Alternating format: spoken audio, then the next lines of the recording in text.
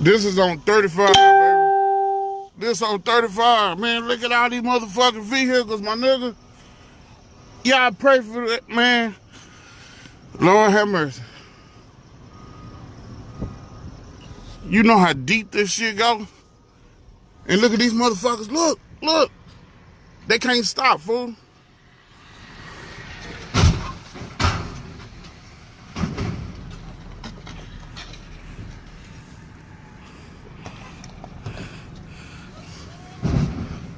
Lord Jesus. Look, y'all.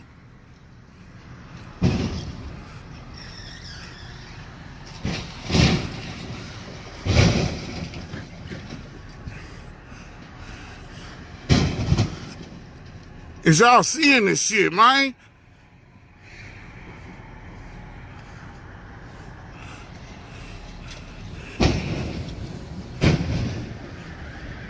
Ooh, now look at this.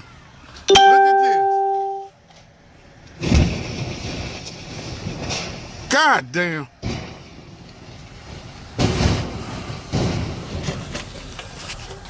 My Lord have mercy. My Lord. Oh, Jesus of Nazareth. Say, man, y'all just pray for everybody that's out traveling. Look here. Man, fuck work today. Everybody if your ass at home, stay at the crib. It ain't nothing worth getting out in this shit. It might not look like nothing, but don't get y'all ass out here, man. Don't get y'all ass out here.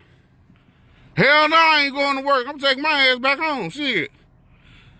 Look, now the ambulance trying to come down this motherfucker. You better slow your motherfucker down. Who the hell you gonna help if you crash? Shit. And you better get your ass out of there, because these motherfuckers on their way.